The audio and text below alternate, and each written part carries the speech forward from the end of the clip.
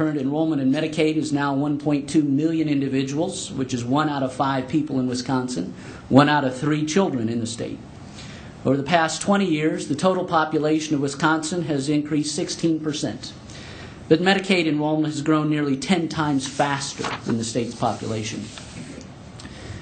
There's still a lingering misperception that state spending for Medicaid was cut by the current Biennium Budget Act.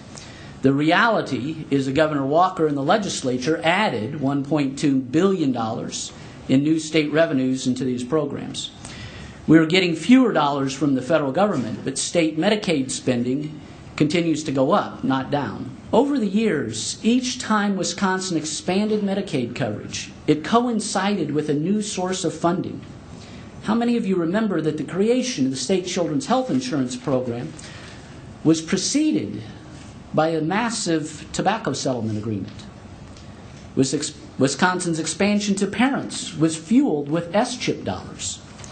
Further expansion to childless adults was done by converting disproportionate share hospital payments into coverage. It is not realistic to think there is another new pot of money around the corner. To respond to the Democrats, specifically Representative Jon Richards, a member of the Finance Committee. You'll be talking to him in the next few weeks when you testify. By turning down this good deal, this is the 100% federal aid. Walker is costing taxpayers $66 million in the next 3 years, leaving $4.4 billion in federal funding on the table, and saying no to 10,500 new jobs. Please respond. A couple of different things. One, the total cost is the same. It's which pocket do you pay it out of. So the taxpayer is paying 100% of the cost, okay, whether it came from the federal account or the state account. Yeah. The commitment now with the governor saying, I'm willing to put up 40%. Again, the overall cost is the same.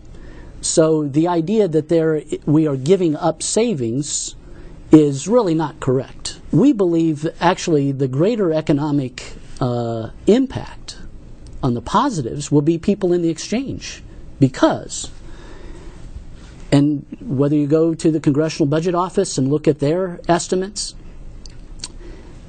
the federal subsidies are being paid with private insurance, which is going to be paying commercial rates.